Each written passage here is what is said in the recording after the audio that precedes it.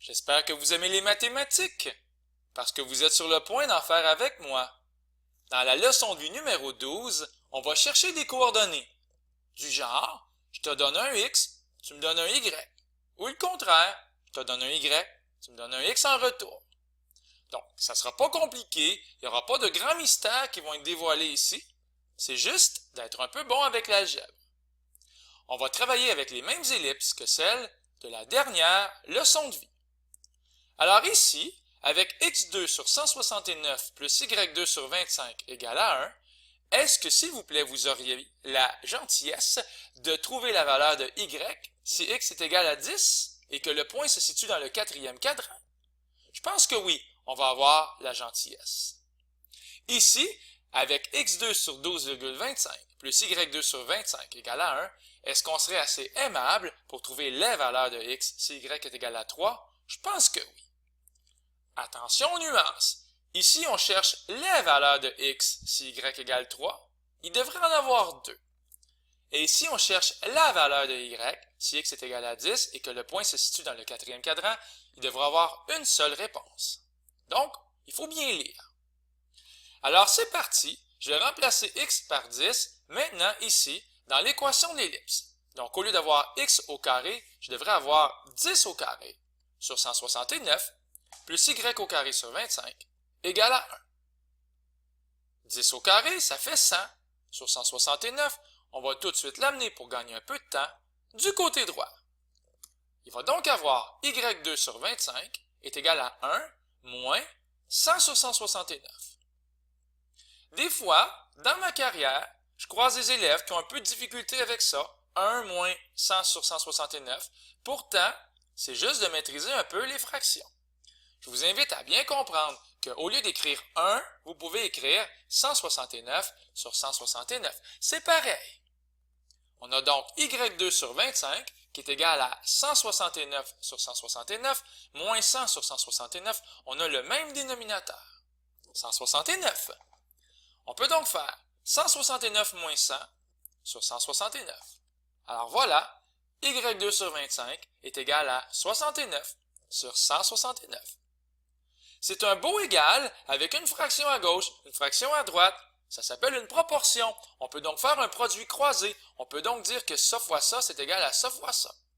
On peut aussi dire que y au carré, c'est 25 fois 69 divisé par 169. On connaît déjà ça.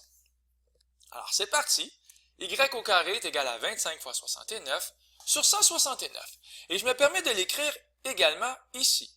Y au carré égale 25 fois 69 divisé par 169. Alors, ce que je vais faire, moi, évidemment, c'est la racine carrée de chaque côté pour avoir y est égal, mais on n'oubliera pas le plus ou moins, s'il vous plaît. Et ce qui est toujours fascinant avec les racines carrées, c'est qu'on peut les briser lorsque c'est des multiplications ou des divisions qui sont à l'intérieur, comme radicande. Donc, ça va être racine de 25, et ça va être joli. Racine de 69, ça sera pas joli. Et finalement, racine de 169, ça va être joli. En fait, racine de 25, ça fait 5 et racine de 169, ça fait 13. Et c'est pour ça qu'on va trouver y est égal à plus ou moins 5 treizièmes. Racine de 69, il n'a pas changé. Ce qui donne environ plus ou moins 3,19. Mais, j'ai entendu dire que dans le quatrième cadran, les valeurs de y, elles étaient négatives. Alors, qu'est-ce qu'on va faire? On va ajuster un peu la réponse. On garde uniquement la valeur négative de y quand on veut rester dans le quatrième cadran.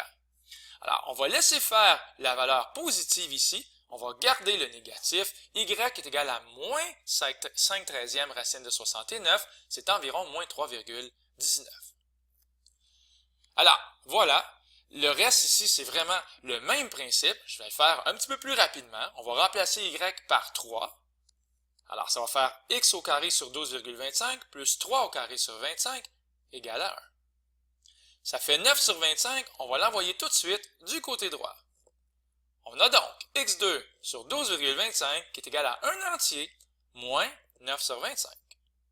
J'espère qu'on sait quoi faire maintenant. Un entier, c'est la même chose que 25 sur 25. Alors, encore une fois, ça et ça, c'est pareil. On va donc en faire 25 moins 9, ce qui va faire 16, comme dans 16 sur 25, qui est égal à x au carré sur 12,25. X au carré, c'est égal à quoi? Bien, ça va être 12,25 fois 16 divisé par 25.